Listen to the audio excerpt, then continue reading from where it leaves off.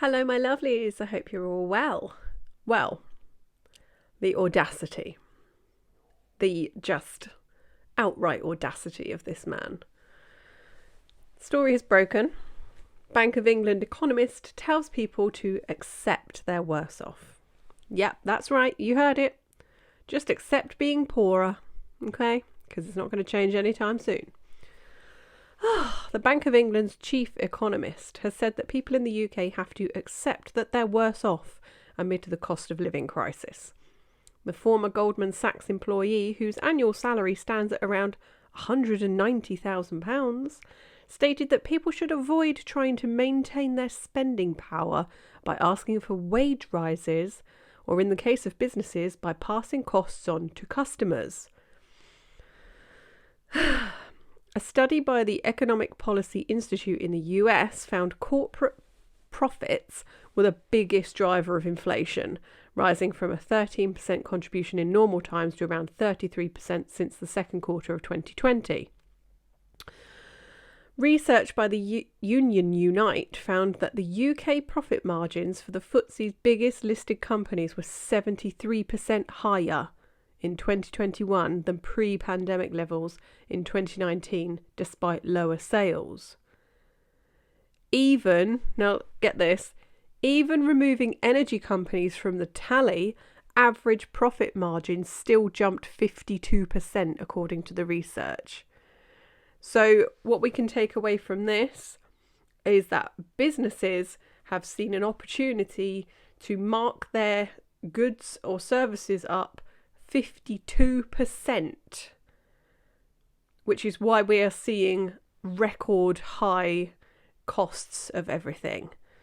This is nothing to do with the Ukraine war or anything like that. That was the excuse they used, because they were like, oh well, energy and everything's so much more expensive, so we have to increase our fees and everything. But 52% more than pre-pandemic. That's just disgusting. Unite found that just 8.3% of inflation was due to labour costs, while the jump in profits contributed 58.7%. Mr. Pill said on the Beyond Unprecedented podcast, somehow in the UK, someone needs to accept that they're worse off and stop trying to maintain their real spending power by bidding up prices, whether through higher wages or passing energy costs on to customers. What we're facing now is that reluctance to accept that, yes, we're all worse off and we all have to take our share, to try and pass that cost on to one of our compatriots, saying we'll be all right, but they will have to take our share too. That pass the parcel game that's going on here is generating inflation, and that part of inflation can persist. So what do we know about what's happened with the inflation? They shut down the economy for 2 years, right? At least. Then they had the furlough scheme, which is when they were paying people to stay at home. And they were just printing money, digitally, of course. But they were just printing money. And what does that do? It increases inflation. Then businesses have seen the opportunity, by blaming Russia for invading Ukraine, to increase their prices because, hey, they got to pay those energy and fuel bills.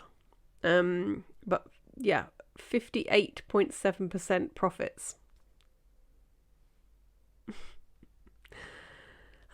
The Bank of England's governor, Andrew Bailey, last year urged workers not to ask for big wage increases to help curb inflation.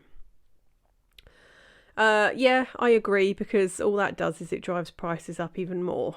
But the problem is that people cannot afford the basics at the moment. Most people can, you just have to cut back on the little luxuries.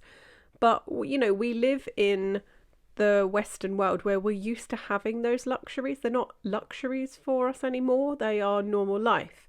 And now we're being asked to basically pay for this green agenda stuff, which is making our energy and everything more expensive, because they're trying to build all these wind farms and stuff that don't generate enough energy. And yeah, people want wage increases, which is just going to drive the price up further. But they also can't afford their life on their current wage because everything else has gone up and their wage has not. We still have teachers striking at the moment.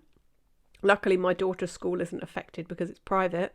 But a lot of the state schools are affected, and because there's multiple different teachers' unions, some of the days it's one union, so some of the teachers are off. Another day it's another union, so those teachers are off. A friend of mine, her daughter is a teacher, and there was a strike, but they needed one extra person to be in the union that was striking to close the school, so she switched unions and went on strike, so they closed the school. Yeah, I hate strikes personally. So Andrew Bailey, the Bank of England governor, he earns around £575,000 per year.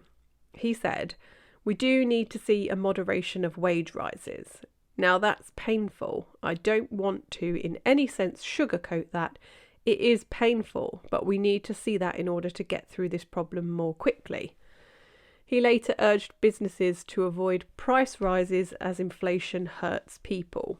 100%. Inflation is killing people at the moment, particularly those on a very fixed income like the elderly who are on their pension.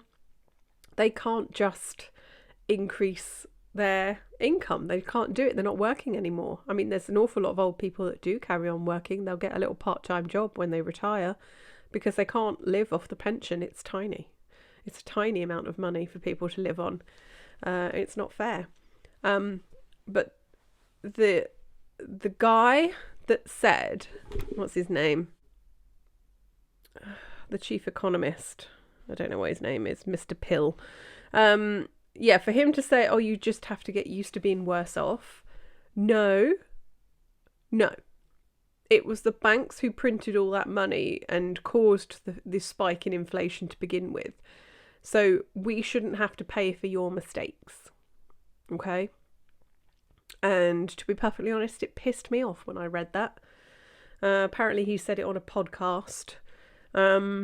But yeah, absolutely disgusting. And this is someone who's earning almost £200,000 a year. So yeah, it doesn't really affect you, does it, buddy? Mind you saying that, most people live to their means, so maybe it is affecting him. But, you know, he's more than well off to cut back a little. But yes, I agree that people shouldn't be asking for massive wage increases like the teachers are, because all that does is it drives the prices up even further. These companies are already seeing 73% higher profit margins than they were pre-pandemic. So we need businesses to stop profiteering, and we need the banks to stop printing money left, right and centre and diminishing the value. Me and my husband were talking the other day. First time I went out to the States, it was over $2 to the pound. Now they're almost level. That is how much the pound has decreased in value. You know, we were over double. A pound was over double the value of a dollar back then.